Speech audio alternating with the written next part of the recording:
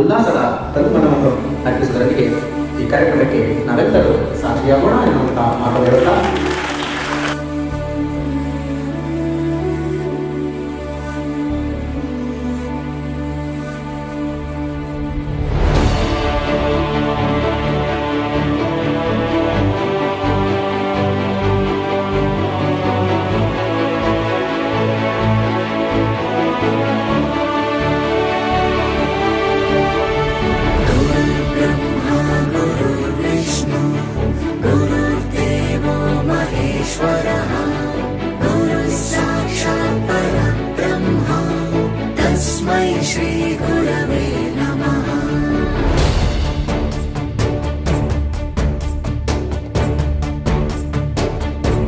ನಾನು ಕೆಲವು ವರ್ಷಗಳ ಹಿಂದೆ ನಾನು ನಿಮ್ಮ ಥರ ಇಲ್ಲಿ ಕುಂತಿದ್ದೆ, ಇವತ್ತು ಇಲ್ಲಿ ಬಂದು ನಿಂತಿದ್ದೀನಿ. ಸೊ ನಿಮ್ಮ ಮಿತ್ರನಾಗಿ ನನಗೆ ಹೇಳ್ಬೋದಾದರೆ ಗುರುಗಳನ್ನು, ತಂದೆ ತಾಯಿಯಂದಿರನ್ನ, ಹಿರಿಯರನ್ನು ಗೌರವಿಸಿ ನಿಮ್ಮದು ಏನಾದರೂ ನೀವು ಭಾರತೀಯ ಸಂಸ್ಕೃತಿ, ಭಾರತೀಯ ಪರಂಪರೆಯನ್ನು ನಿಮಗೆ ಕಳೆದಿದ್ದರೆ ಇದು ಒಂದು integral part of our culture.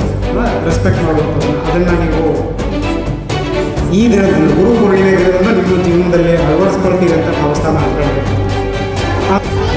ನನ್ನ ಹೆಸರು ಬಂದ್ಬಿಟ್ಟು ಸಿಂಚನ ನಾವತಿ. ನಾನು 8th ಕ್ಲಾಸಲ್ಲಿ ಓದ್ತಿದ್ದೀನಿ. ನೀವು ಈ ಥರ ಸಾಧನೆ ಮಾಡೋದಕ್ಕೆ ನಿಮ್ಮ routine, daily routine, study routine ಅಂತ ಅದು ಏನು, ಯಾವ ಥರ ಸ್ಟಡಿ ಮಾಡ್ತಿದ್ದೀವಿ?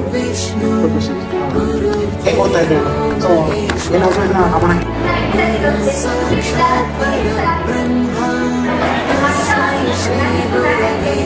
What is the first thing? Practice. One thing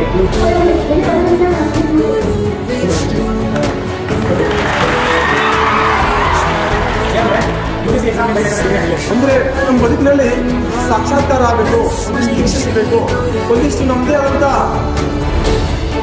ಶಕ್ತಿ ಸಾಮರ್ಥ್ಯ ಪರಿಚಯ ಆಗಬೇಕಂದ್ರೆ ಅದಕ್ಕೆ ಗುರು ಬೇಕು. ಇಲ್ಲೆಲ್ಲ ಕುಳಿತಂಥ ವಿದ್ಯಾರ್ಥಿಗಳು ಅತ್ಯಂತ ಭಾಗ್ಯಶಾಲಿಗಳು. ನಾವು ಶಿಕ್ಷಣ ಕಲಿಯುವಾಗ ಸಾಧಕರನ್ನ ಎಲ್ಲೋ ಒಂದು ಪುಸ್ತಕದಲ್ಲಿ ಓದೋದರ ಮೂಲಕ, ತರಗತಿಯಲ್ಲಿ ಶಿಕ್ಷಕರ ಕೇಳುವುದರ ಮೂಲಕ ಅದನ್ನು ತಿಳ್ಕೋತಿದ್ವಿ. ಇಷ್ಟು ಭಾಗ್ಯಶಾಲಿಗಳಿವೆ ಅಂದರೆ ಅಂಥ ಸಾಧಕರು ನಿಮ್ಮೊಂದಿಗೆ ನಿಮ್ಮ ಪ್ರಶ್ನೆಗಳಿಗೆ ಚರ್ಚಿಸೋದರೊಂದಿಗೆ ಭಾಗಿಯಾದಂಥ ಈ ಒಂದು ಸುಂದರ ಕ್ಷಣ ನಿಜವಾದ ಹೆಮ್ಮೆ ಅನ್ನಿಸ್ತದೆ.